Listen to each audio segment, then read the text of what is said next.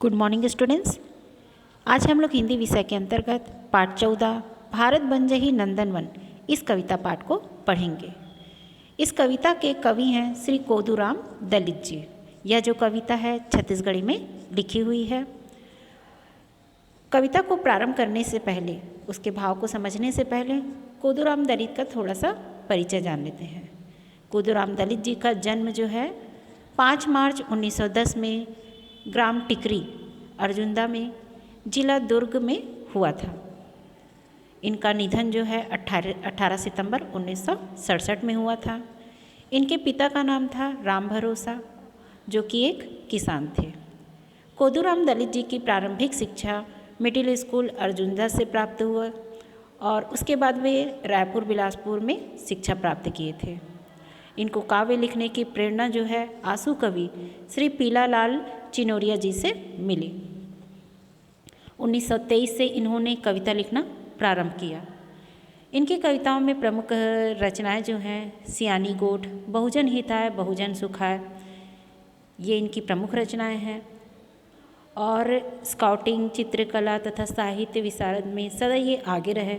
1931 से 1967 तक ये आर्य कन्या गुरुकुल, नगर पालिका परिषद और शिक्षा विभाग के साथ दुर्ग के प्राथमिक शाला में ये अध्यापक और प्रधानाध्यापक के रूप में सेवा भी दिए।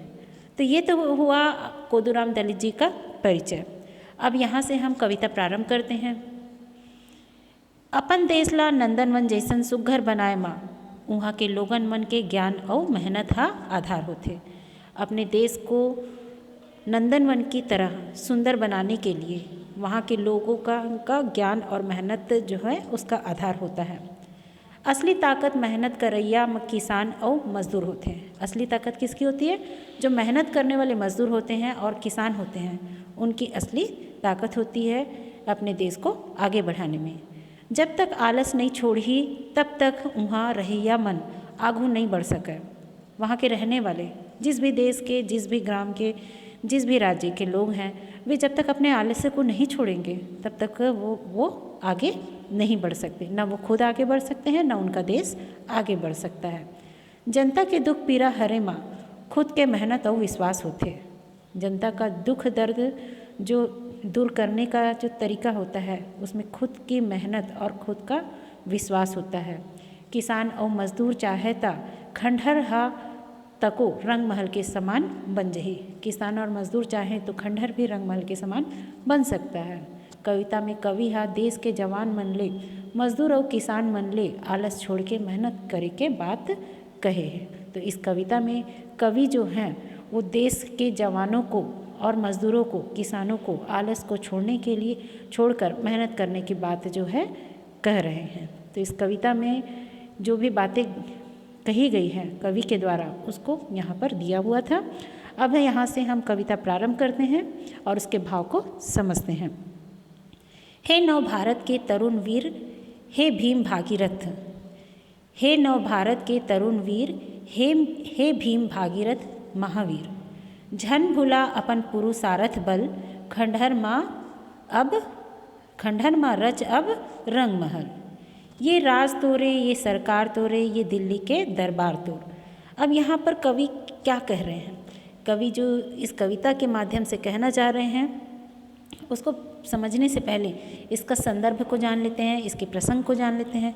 संदर्भ में आप लोग जानते ही हो कि कोई भी कविता जब हम लिखते हैं तो उसका जो संदर्भ होता है उसमें कवि का नाम और पाठ का नाम होता है। उसी प्रकार से अगर प्रसंग की बात यहाँ पर कहें, प्रसंग में प्रमुख भाव क्या बताया जा रहा है, कवि के द्वारा क्या संदेश दिया जा रहा है, तो इसमें कवि ने नौजवानों को आलस छोड़कर मेहनत करने की बात जो है कही है। तो ये हुआ इसका प्रसंग।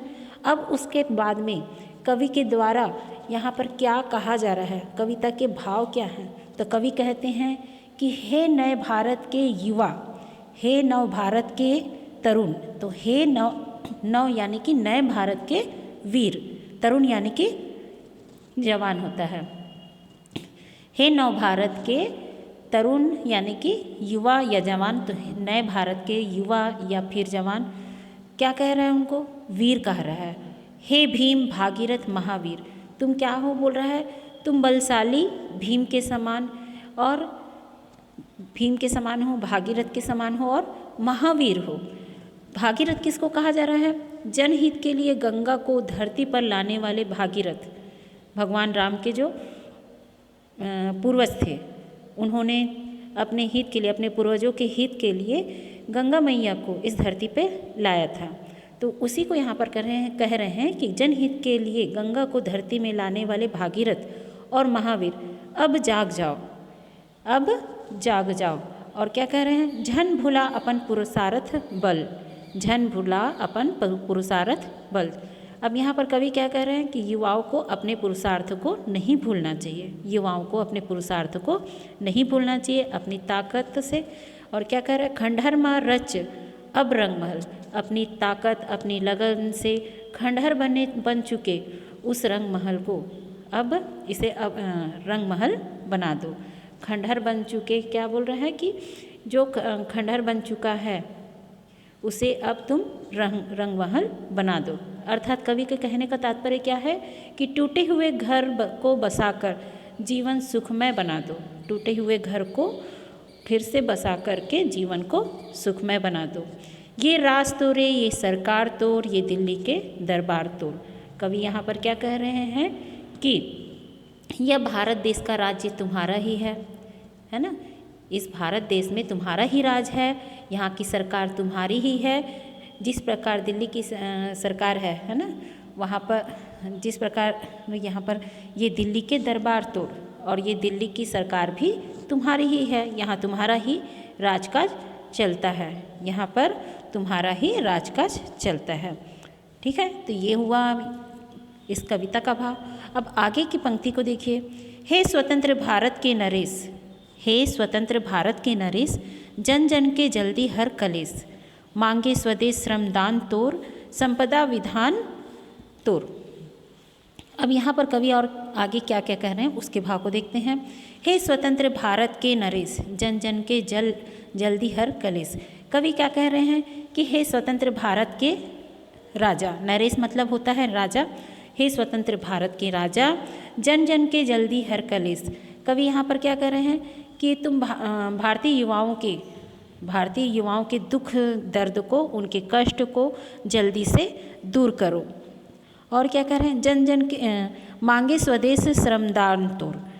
अब कवि यहाँ पर भारतीय युवाओं से, भारत के युवा से, भारत के देश के लोगों से श्रम का दान मांग रहे हैं, संपदा ज्ञान विधान तोड़। और कवि क्या आगे यहाँ पर क्या कह रहे हैं कि भारत की जो संपदा है, भारत का जो ज्ञान है, वो सब कुछ तुम्हारा ही है। जब तोर पसीना पा जही, ये पुरुष, जब तोर पसीना पा जही, ये पुरुष भूमि हरिया जही। और कवि क्या कह रहे हैं कि जब तुम्हारे मेहनत से निकले पसीने को यह धरती पा जाएगी, यानी कि जब तुम परिश्रम करोगे और तुम अपने परिश्रम से इस धरती को सींचोगे, तो यह जो भूमि है वह तुम्हारे पसीने से सींचने के बाद में हरी भरी हो जाएगी। ये इसका भाव हुआ। इसके बाद में आगे देखिए, आगे की पंक्ति में देखिए, यहाँ पर कवि क्या कह रहे हैं। पाही जब तोर बटोरे धन, पाही जब तोर बटोरे धन, भारत बन जही नंदनवन। कवि यहाँ पर क्या कहना चाह रहे हैं? पाही जब तोर बटोरे धन, भारत बन जही नंदनवन। कवि का कहना है कि हे युवा वर्ग, जब तुम्हारे मेहनत से कमाए हुए धन को, तुम्हारे मेहनत से कमाए हुए धन को जब एकत्रित करेंगे, बटोरे मतलब क्या है? बटोरना यानी कि एकत्रित करना, एकत्रित करके धन संपत्ति से भारत देश को नंदनवन की तरह खुशहाल बनाएंगे।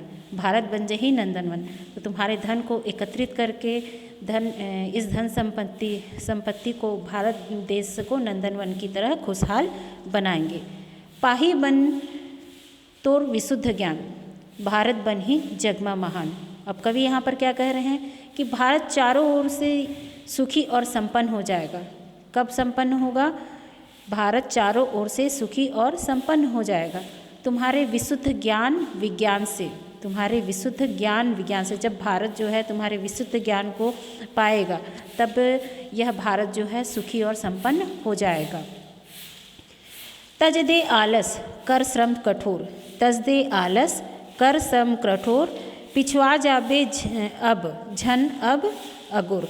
अब यहाँ पर कवि और क्या कह रहे हैं उसके भाव को देखिए कवि यहाँ पर कह रहे हैं कि ज्ञान विज्ञान से पूरे